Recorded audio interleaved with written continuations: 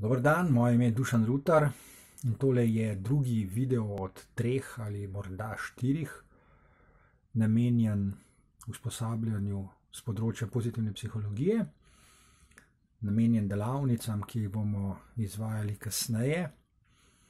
Ta drugi video je posvečen kratki predstavitvi osnovnih koordinat tehnike, ki jo na preprost način imenujemo pripovedovanje zgodb.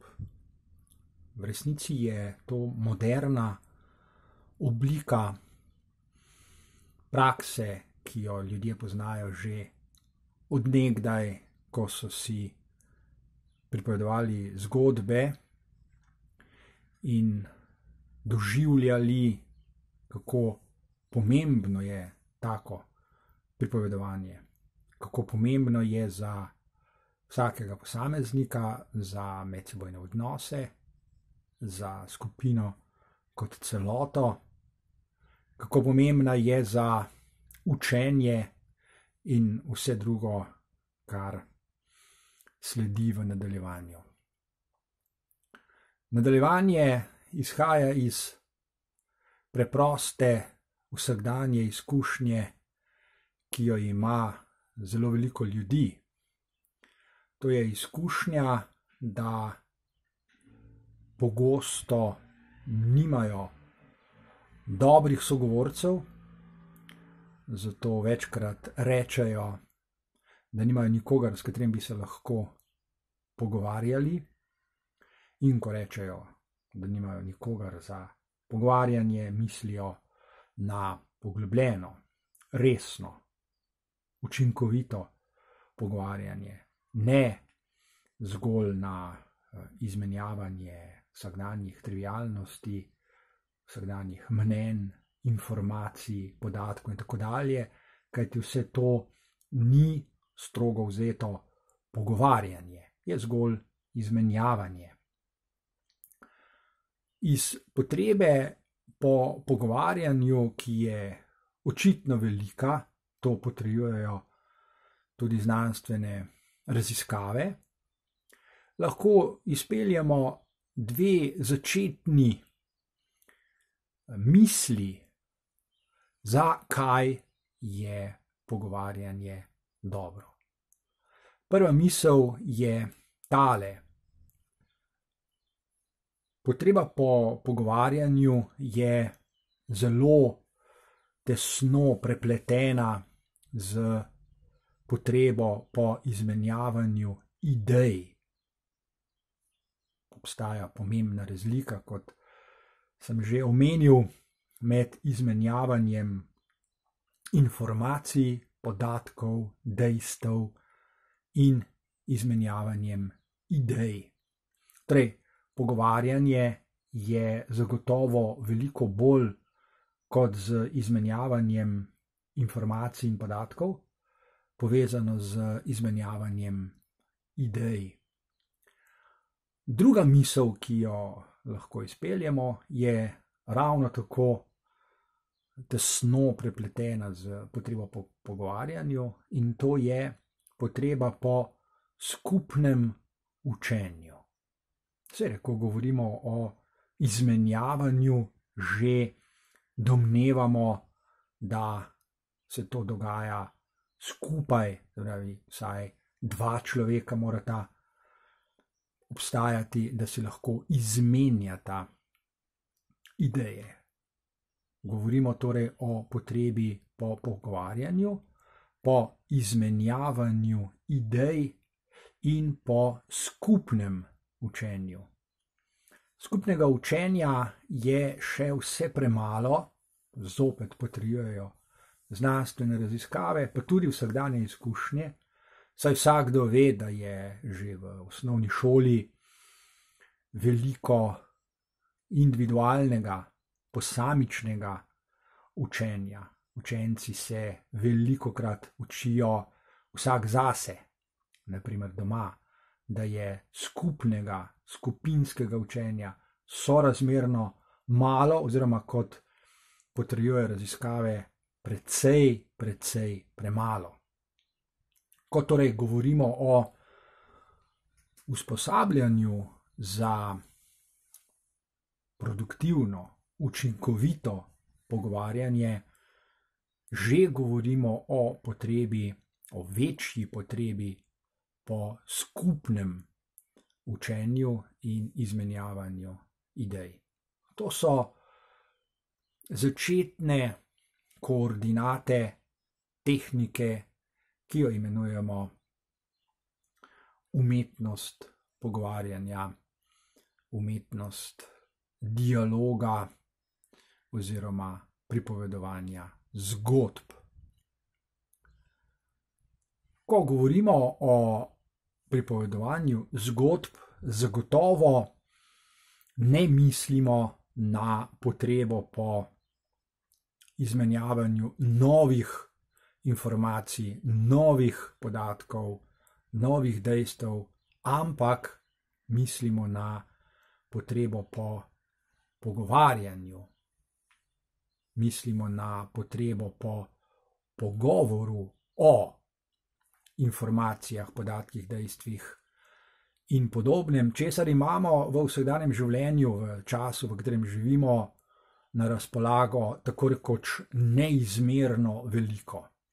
Torej, zagotovo ni res, da potrebujemo ali da zelo potrebujemo še nove podatke, še nove informacije. Do določene mere zagotovo jih, vendar je teh informacij in podatkov v naših življenjih že tako veliko, da se moramo učiti, kako jih selekcionirati, kako ločiti tiste, ki so zares uporabne, od tistih, ki niso koristne, ki nam ne pomagajo v vsakdanjem življenju, ko se soočamo z izzivi, problemi, ki jih skušamo reševati. Informacije niso ključne za učenje. So potrebne, so nujne, do določene mere so vsekakor dobrodošle, vendar je za učenje bistveno bolj potrebno nekaj drugega, in to je umetnost pripovedovanja zgodb ali umetnost razlaganja informacij, umetnost interpretiranja informacij. Torej, ko govorimo o pripovedovanju zgodb, mislimo na procese, s katerimi informacije, podatke, dejstva, ki jih imamo na razpolago, upnemo v dobre zgodbe. Ko torej govorimo o pripovedovanju zgodb, mislimo na pripovedovanje dobrih zgodb. In vsak človek ima verjetno vsaj kakšno izkušnjo, kako dobro, kako koristno, kako smiselno je pripovedovanje dobrih zgodb. Da bi bile zgodbe, ki si jih lahko pripovedujemo, zares dobre, morata biti izpolnjena dva temeljna pogoja. Prvi pogoj je, da se vsaj dva človeka, ki si pripovedujeta zgodbe, da sta drug do drugega odprta. Odprtost je zelo pomembna, če samo pomislimo, kako hitro ljudje včasih umolknejo, ko si izmenjajo nekaj informacij, nekaj svežih podatkov, nekaj dejstev, ko si povedo nekaj izkušenj, ki so jih doživeli tisti dan ali dan pred tem, in potem jim preprosto zmanjka. Ne vedo, kako nadaljevati, in največkrat kratko malo utihnejo. Odprtost omogoča ravno nasprotno. Odprtost, ki ni samo odprtost enega človeka do drugega, ampak je tudi odprtost do tem, do zgodb, ki si jih vsaj dva človeka lahko povesta, pomeni, da se medsebojno pogovarjanje v osnovi, v principu nikoli ne more končati. Odprtost pomeni, da se lahko pogovarjamo še in še. Pomeni izkušnjo, da so teme, ki se jih lotevamo, ne samo informacije, podatki ali dejstva, številke naprimer, v resnici odprte do neskončnosti. Kot končna bitja se seveda prej ali slej nehamo pogovarjati, toda to ne spremeni osnovnega spoznanja, da je odprtost pripovedovanja zgodb, odprtost v neskončnost. To je pravzaprav eksistencialno spoznanje. Spoznanje, ki ima globok pomen za eksistenco, za življenje čisto vsakega človeka. Drug temeljni pogoj pripovedovanja dobrih zgodb je, da so zgodbe, kot pravimo s tujko, meaningful, da so torej smiselne, da ustvarjajo pomen, da so za posameznike, ki si pripovedujejo zgodbe, pomembne, da imajo vrednost, da ljudje doživljajo tako smiselno, odprto pripovedovanje zgodb kot nekaj, kar jih zelo zanima, kar jih navdušuje, kar jih na nek način spreminja že v času, ko si pripovedujejo zgodbe.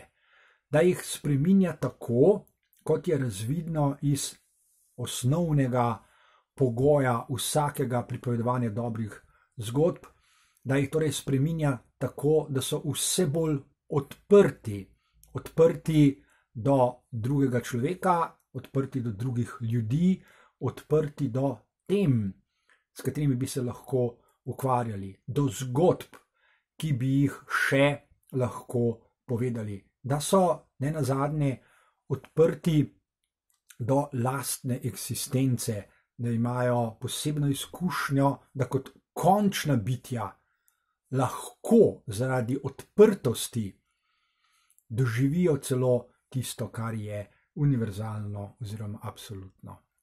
Torej, zaenkrat govorimo o dveh temeljnih pogojih dobrega pripovedovanja zgodb oziroma pripovedovanja dobrih zgodb.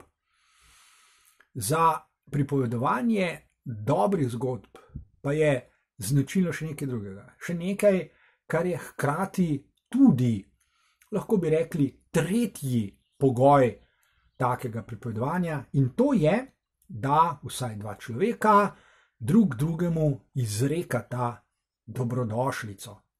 Pravi, ko smo odprti do drugega, ko smo odprti do drugega človeka in ko smo odprti do tem, do zgodb, ki bi se jih lahko povedali, že izrekamo dobrodošlico drugemu človeku. Kaj pomeni izrekati dobrodošlico? Najprej pomeni sprejeti drugega človeka in mu biti hvaležen, da sploh obstaja in da se lahko z njim pogovarjamo. Kaj ti brez drugega človeka, kar je trivialno res, si ne moremo izmenjavati idej, ne moremo pripovedovati zgodb sami sebi. Lahko celo pripovedujemo zgodbe sami sebi, vendar je to precej depresivno početje. Se pravi, za pripovedovanje zgodb potrebujemo drugega človeka, potrebujemo njegovo odprtost do nas, do zgodb, ki si jih lahko pripovedujemo. Potrebujemo drugega človeka, ki nas je pripravljen poslušati. In seveda potrebujemo drugega človeka, da na enak način, kot mi izrekamo dobrodošlico njemu, izreka dobrodošlico nam. Pripovedovanje zgodb namreč ne pomeni, da en človek govori in govori in govori, drugi pa posluša. Ne pomeni, da en človek pripoveduje o podatkih, o informacijah, o izkušnjah, o dejstvih, o sebi, o tem, kaj se mu dogaja, in hkrati pričakuje, da bo drugi vse to poslušal, kot da je zanj enako zanimivo, enako pomembno, kot je za nas. Izrekanje dobrodošlice v pripovedovanju zgodb pomeni čisto nekaj drugega. Pomeni, da vsak človek, naprimer vsaj dva, izstopata iz svojega sveta, iz svojega simbolnega sveta, v katerem živita, in ustvarjata tretji svet, tretje polje, v katerem nastaja nekaj, kar je meaningful, kar ima pomen, kar je vredno, kar je pomembno. Izrekanje dobrodošlice drugemu v pripovedovanju zgodb zato pomeni biti hvaležen drugemu, da lahko skozi pripovedovanje zgodb ustvarjava nekaj novega, nekaj, česar ne pozna ne eden, ne drugi. Nekaj, kar torej lahko oba, vsaj do določene mere, preseneti, navduši, izzove, jima da misliti.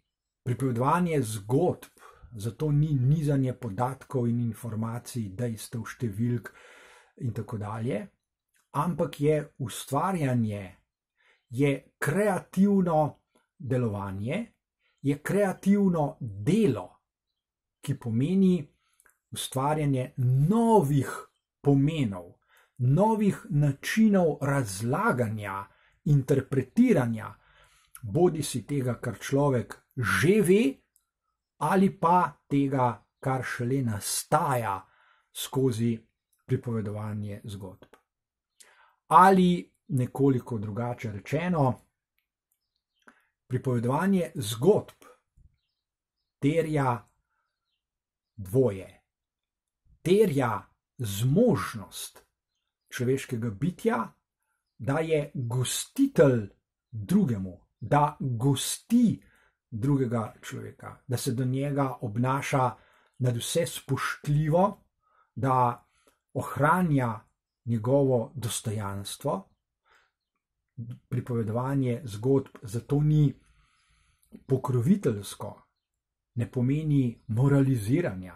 Pripovedovanje zgodb ni poučevanje drugega človeka. Pripovedovanje zgodb ni predavanje, ni prenašanje znanja in tako dalje. Pripovedovanje zgodb pomeni, da vsaj en človek gosti vsaj enega drugega človeka in mu je hvaležen, da je pripravljen biti gost. Pripovedovanje zgodb torej terja gostitelja in gosta. Ker pa je pripovedovanje vselej izmenjavanje, pomeni, da sem jaz hkrati sočasno oboje. Sem gostitelj drugemu in on je gostitelj mene, torej sem hkrati gostitelj in gost. In drugi v pripovedovanju zgodb postane ravno tako gostitelj mene in gost mene kot gostitelja. V delavnicah, ki se jih bomo lotevali, se bomo torej ukvarjali z učenjem, kako biti gostitelj drugemu ali drugim ljudem in kako se vesti kot gost, da bi skupaj ustvarjali dobre, nove, drugačne zgodbe o nas samih, o tem, kar se nam dogaja, o tem, kar vemo, o tem, kar imamo med seboj, o naših medsebojnih odnosih, o skupnih vizijah, o skupnih prihodnostih, ki si jih lahko ustvarjamo na delovnih mestih in tako dalje. Za konec še domača naloga, tako kot prejšnjič. Domača naloga je zelo preprosta. Na kratko skicirajte v 2-3 odstavkih, o kateri temi bi se želeli pogovarjati z drugimi, kako si predstavljate, da bi jih gostili, katere so tiste teme, za katere verjamete, da bi jim drugi, vaši gostje, izrekali dobrodošlico. Nadaljujemo naslednjič.